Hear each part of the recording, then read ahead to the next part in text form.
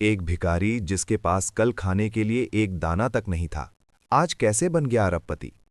क्या था उस अंधेरी कोठरी का रहस्य जिसने उसे मौत के मुंह से निकालकर सोने के ढेर पर बिठा दिया? अपनी कुर्सियों की पेटी बांध लीजिए, क्योंकि साहिल एडिट्स पर आज की ये कहानी आपकी आंखों और किस्मत पर विश्वास को हमेशा के लिए बदल देगी। बहुत समय पहले की बात है।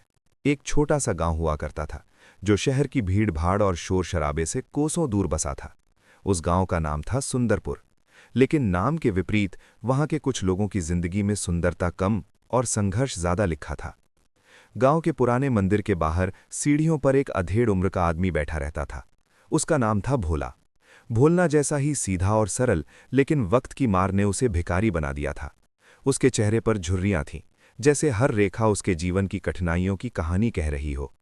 उसके बाल बिखरे हुए थे और कपड़े फटे पुराने, महीनों से न धोए हुए। वो न बोल सकता था कि उसे क्या चाहिए, न किसी से लड़ सकता था। बस चुपचाप अपनी फटी चादर पर बैठकर आने जाने वाले लोगों की उम्मीद भरी नजरों को देखता रहता। भोला के पास एक पुराना और पिचका हुआ एल्यूमिनियम का कटोरा था। वही उसका पूरा जीवन था। उसी में उसकी रोटी आती, उसी में पानी।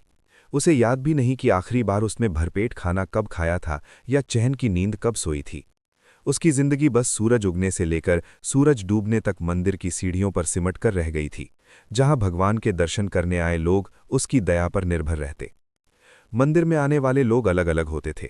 कुछ बहुत अमीर होते, जो बड़ी बड़ी गाड़ियों से आते और भगवान को हजारों का चढ़ावा चढ़ाते। लेकिन जब वे बाहर निकलते, भोला की तरफ देखना अपनी शान के खिलाफ समझते।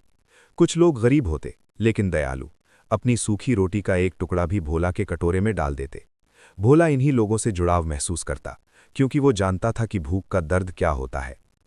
भोला कभी अपनी किस्मत को कोसता नहीं था।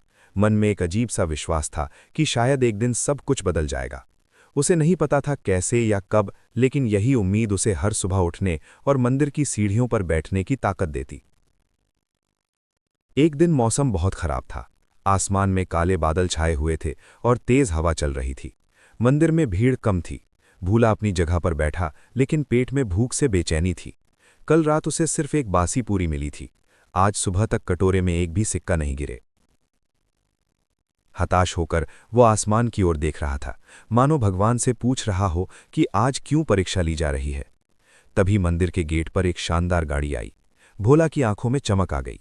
गाड़ी से एक मोटा सा आदमी उतरा, महंगे कपड़े पहने हुए और गले में सोने की चेन लटक रही थी।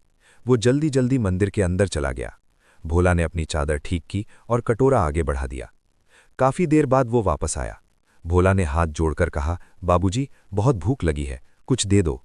लेकिन सेठ ने उसकी ओर देखा तक नहीं और चलता बना। भोला ने फिर कहा, बस 10 रुपए दे दो। सेठ रुका, घृणा से देखा और बोला, हट्टे कट्टे हो, काम क्यों नहीं करते, बस मुफ्त की रोटियां तोड़ते हो। फिर वो अपना पसीना पोंछते हुए गाड़ी में बैठ गया।